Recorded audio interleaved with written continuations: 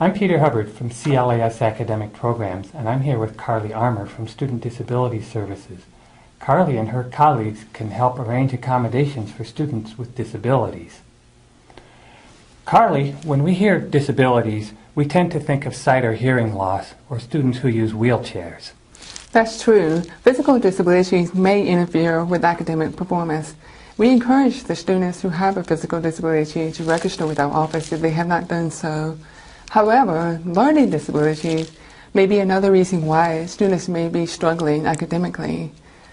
Many students do not even realize that they have a learning disability.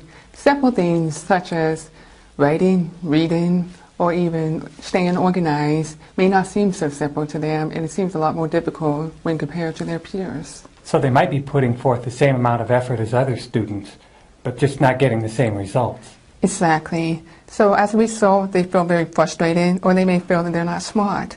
But really, it's just that they have not been diagnosed with a learning disability. Say I'm a student and I'm having problems keeping up with my work. How can I tell if I might have a learning disability? Are there certain signs I should look for? Oh yes, absolutely. For example, when it comes to reading, you might have trouble recognizing words, take longer to read than peers, be unable to remember what you just read. You may rarely or never read for pressure, or you may be confused by similar sounding words or have problems reading multi-syllable words. You may also have an easier time understanding materials presented orally than those presented in writing.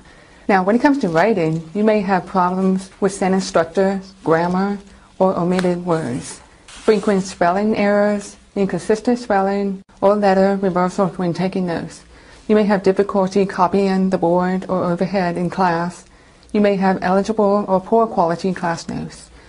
There's other possible signs which may include poor organization or time management, difficulty with finishing exams in the allowed time, even when you know the materials, problems with following directions, telling stories in proper sequence, or following story problems in math classes.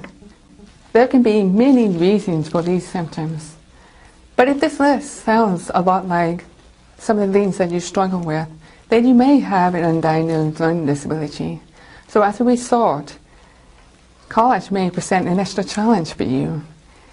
You could probably benefit from academic accommodations at our office. What do you mean by accommodations? Could you give us a couple of examples? Oh yes, certainly. Some examples are you can get your books or articles reformatted into audio files, because some students are better at containing the information when they hear it instead of reading it with their eyes. You may have exam service accommodations, and that may include extra time on your exams. It may include being in a separate room to reduce distractions. It may also include having someone scribe for you for those exams. They can scribe your scantrons. They can also scribe essays. There's a software called Dragon where a student can speak into the computer and orally give the answers rather than putting it down on paper. Say I'm a student and I suspect I might have a disability that's interfering with my academic performance. Should I talk with someone here? Not right away. We can't arrange for accommodation until you have a diagnosed disability. So your first step would be to contact University Counseling Services to get tested, and they have low-cost testings there. Then we come to you. Yes, that's correct. College life is difficult as it is. You owe it to yourselves to take advantage of the academic accommodation to make your classes a lot easier. That's what we're here for.